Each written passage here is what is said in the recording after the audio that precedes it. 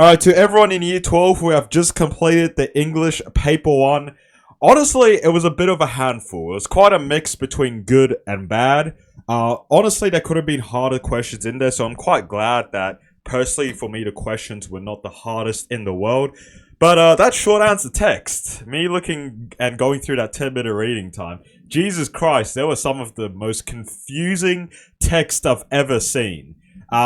So yeah, let's just kind of dive into what I thought the paper was like, if it was good, if it was bad, if it was that hard or not. So starting off, during that 10-minute reading time, as I've just said, going through the short answer text, they were very difficult.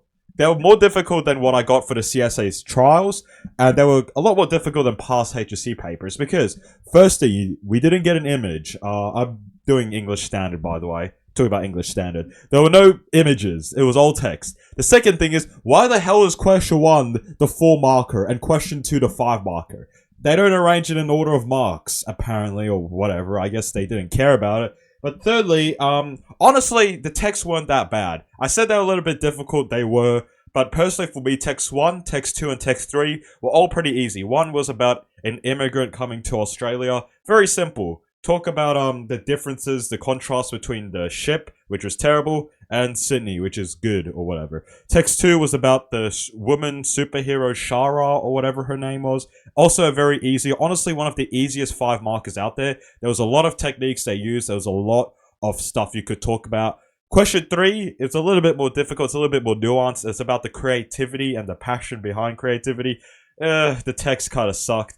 Text 4, though, was very confusing because it's more of a recount, it's more of a diary, so there weren't a lot of techniques you could have used. It's just mostly symbolism, and I don't know, really. It's just a lot of symbolism, a bit of metaphors here and there, comparing just family relationships within each other. There were just not very much you could talk about text 4. And text 5 just didn't make any sense at all. The poem just did not match what the question was asking of it. It was asking why there was change occurring in the poem, but it was very little indication that change even occurred. It was mostly talking about time passing onwards and how the author is looking out a window, per se, and looking at all the nature elements go by. Like, there was not a lot about change. It was all about time passing, which was, I guess, the main motif behind the poem, but I don't know. It's just very confusing for me. But I think, personally, short answers, they were a bit of a mixed bag. The questions were easy, but the texts were hard. So that's why I'm giving it a little bit of a mixed bag.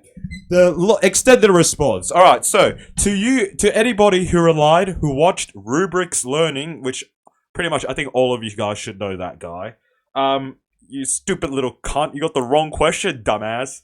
Yeah, paradoxes and anomalies, fuck you. Okay, I'm just joking, but yeah, the question was not about paradoxes or anomalies at all. Completely and utterly in disbelief, because it was not that at all. It was about how your prescribed text enhances an audience's vision on endurance within the human spirit. It's the most wordy question ever, and honestly one that I've never expected in my life before because it is not a rubric term.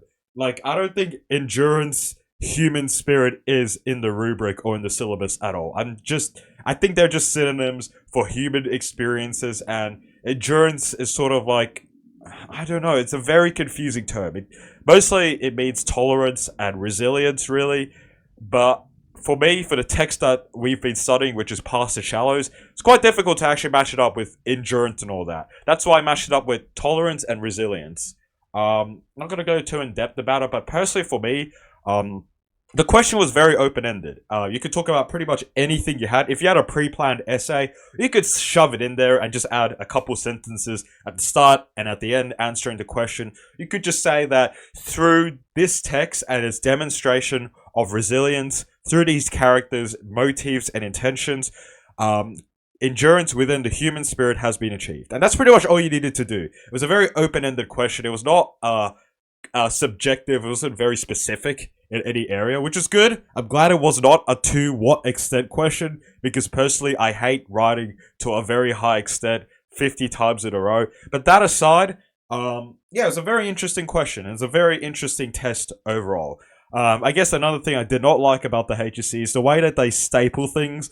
How the fuck are you meant to do anything? So you get one big booklet that is stapled in the weirdest way possible. I am sure they stapled it like that because they did rip pages off to electronically scan it because it goes to different markers.